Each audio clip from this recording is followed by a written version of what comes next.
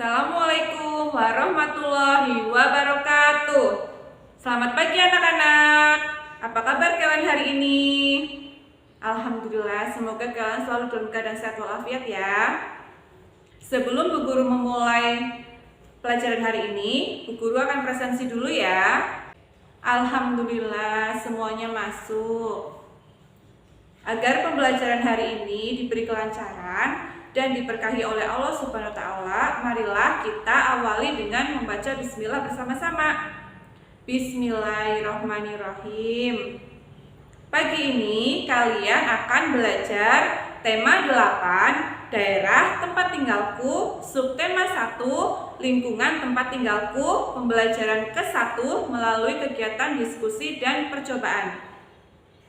Anak-anakku yang hebat, tujuan pembelajaran kita hari ini adalah 1.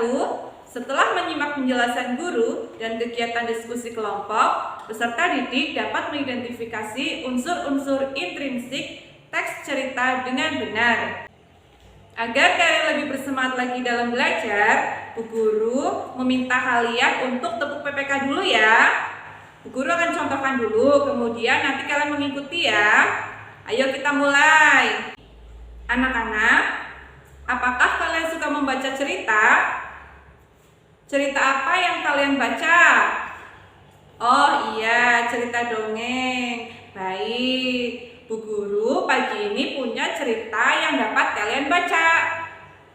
Bu Guru tampilkan di layar ya. Silakan kalian baca secara cermat cerita berjudul Legenda Asal-Usul Kawah Sikidang. Bagaimana?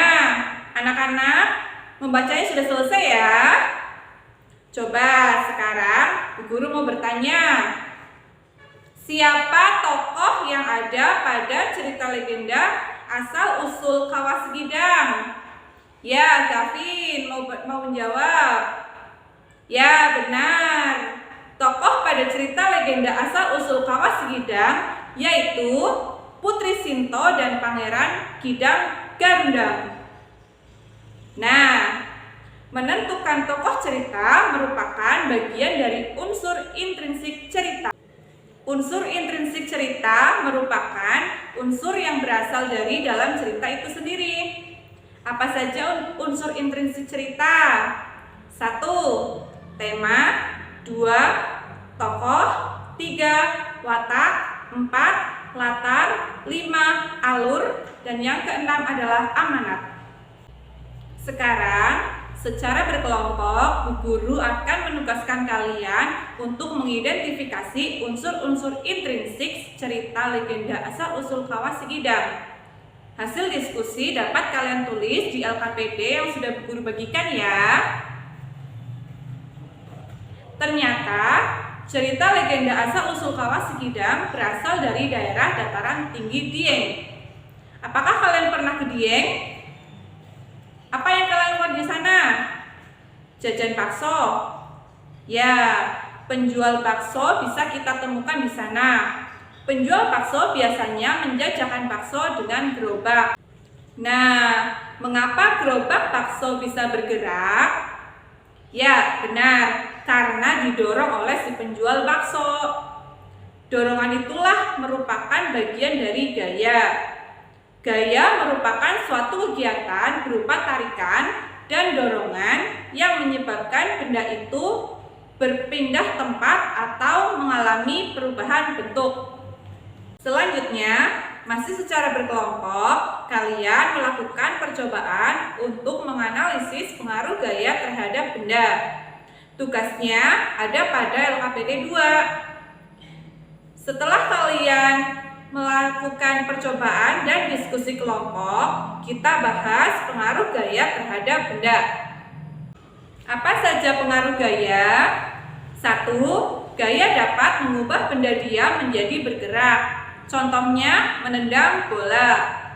Pengaruh gaya kedua, gaya dapat mengubah bentuk benda. Contohnya bermain plastisin, memecahkan telur, dan memotong roti.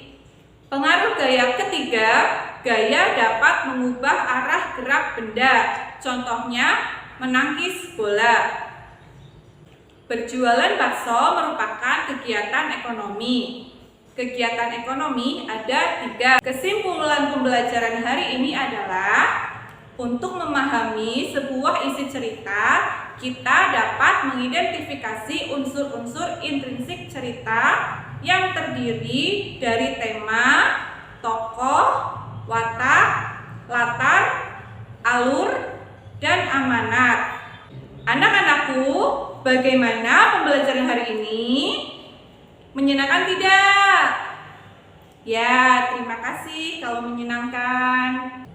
Marilah kita akhiri pembelajaran hari ini dengan membaca hamdalah bersama-sama. Alhamdulillahirobbilalamin. Wassalamualaikum warahmatullahi wabarakatuh.